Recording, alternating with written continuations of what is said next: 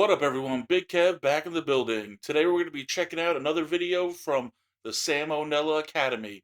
This one's called Zhang Zongchang, the Dogmeat General. Don't forget to like and subscribe. Let's check it out.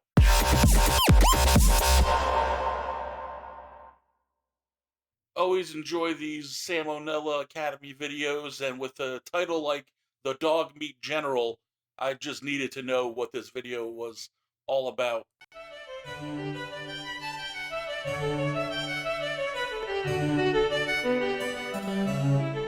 Hey kids, today I've got another character study for you all, a man known as Zhang Zongchang. In 1881, he was born into poverty in the Shandong region of China. His father was a head shaver, not a barber mind you. If a head shaver's a barber, then a ditch digger's an architect. He also moonlit as an alcoholic. His mom, meanwhile, was a literal practicing witch and exorcist, already a recipe for success. Yeah, not Zhang the joined a greatest. group of roving bandits at age 20, as one does, right around the Xinhai Revolution, where the Qing dynasty was overthrown and the Republic of China was established. But in 1916, the kidneys of the nation's widely disliked monarchist leader done shat the bed, causing a power vacuum that ultimately led to what is known as the Warlord era of the Republic. Vacuum. During this time, different regions of China were constantly shifting hands between a collection of separate military groups, all of whom were ruthless both to each other and to the people they ruled over. And through charisma, favors to the right people, and a keen I like how the favors to the right people is him licking boots.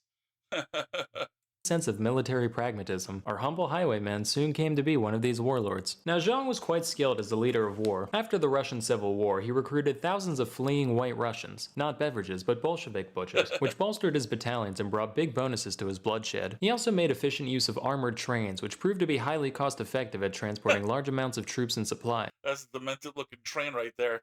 But that's not what you people care about. You want some clownage. Well, rest assured, Zhang was quite the character. Now, we all know the age-old debate between positive and negative reinforcement. On the one hand, if you treat people well, you'll probably get the same treatment back later down the line. But on the other hand, that positive reinforcement doesn't look all that positive. That claw hand, I know it's supposed to be, I guess, scratching his back or patting him on the back, but yeah, it looks a little more vicious than that with that crazy claw hand.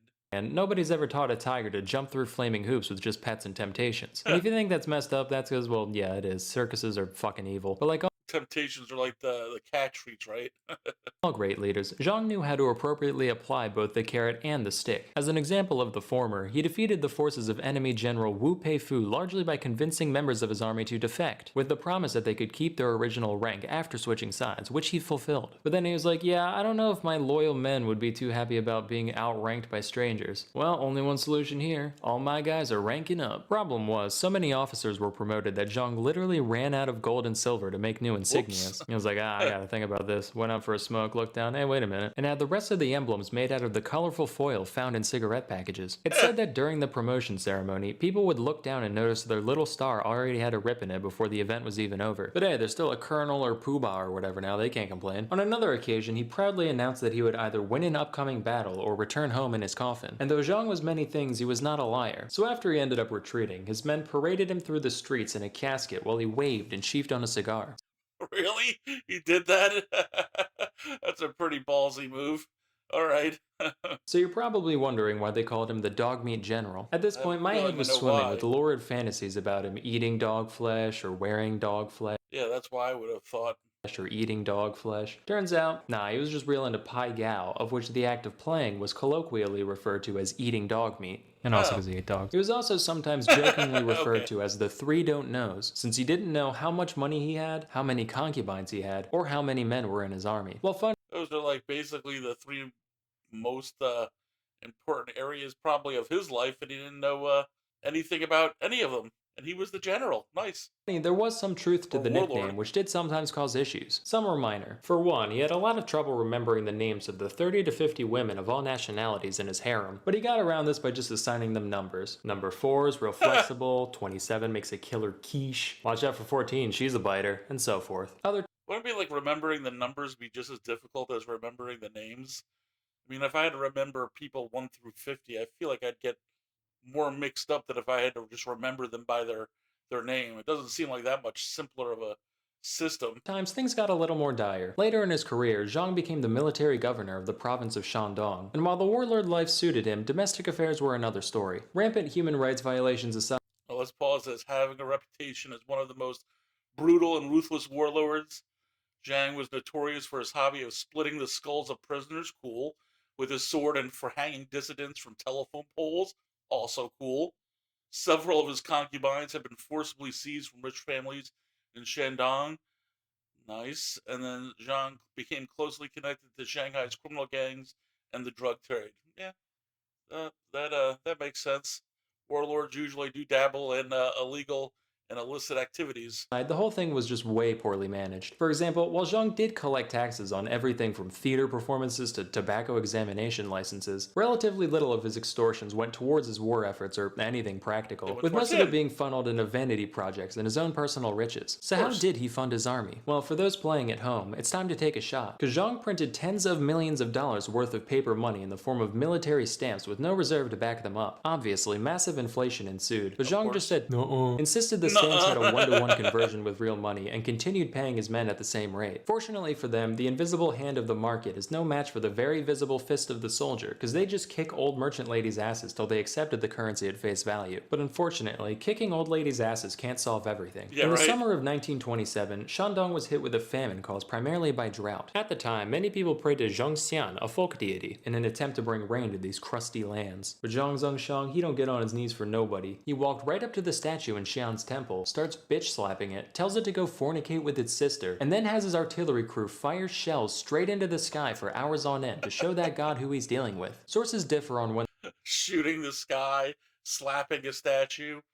Yeah, these seem like the actions of a completely sane person. I mean, I know he's trying to show his people that he, I guess, isn't afraid. He's gonna take action, even if it's against the gods, in order to, provide for his people. But still, just firing bullets into the heavens seems stupid and wasteful. the next rain was, but it did eventually rain, so in the end, Zongchang got the last laugh. Speaking of which, our boy was also a renowned poet. Here's a piece he wrote about that very event. The sky god is also named Zhang. Why does he make life hard for me? If it doesn't rain in 3 days, I'll demolish your temple. Then I'll have cannons bombard your mom. Truly prophetic. He's got a few other good ones too. Let me just dim the lights real quick. Yeah. This one's called Visiting Mount Tai. From afar, Mount Tai looks blackish, narrow on top and wide at the bottom. If you flipped it upside down, it would be narrow at the bottom and wide on top. Deep I thoughts. like that one a lot, because it's like he heard about metaphors without realizing they're supposed to have a second meaning. Yeah. This one's titled Poem About Bastards. You tell me to do this, he tells me to do that. You are all bastards, go fuck your mother. Poignant. But unlike most poets besides E.E. Cummings and Emily Dickinson, Zhang was quite well endowed. He was often referred to as General 86, as when Zhang Jr. stood up straight, he could reportedly reach the length of 86 Mexican silver dollars stacked atop one another. Given a thickness of 2.4 millimeters, this would put him at around 20.6 centimeters or 8.1 inches. That's especially impressive given that he was likely malnourished during puberty due to both poverty and the 1896 famine. You racist. I thought of a few other jokes about this, but I couldn't fit them in the narrative, so I'll just rattle them off. Should have been called the horse meat general. When he got out of the pool, he was General 12. This one just says dong hung dong. You get the point. But all great things must eventually come to an end. After suffering a series of defeats at the hands of his enemies and a subsequent failed rebellion against a quickly reunifying China, Zhang was forced to run away in 1928, bringing his mom with him to Beppu, Japan. His time here was relatively uneventful, except for when he shot a former prince in the back for trying it on with one of his concubines. That's all, shooting a prince in a foreign country? In court, he said the gun just happened to go off while he was pointing it at the center of the guy's mask. For some reason, they're like, nothing suspicious here. Gave him the choice between 15 days in prison or a $150 fine. 15 days for shooting someone right in the chest? Wow, that was pretty lenient. I mean, $150 back then probably was a decent amount of money. I probably would take the 15 days if I wasn't already loaded.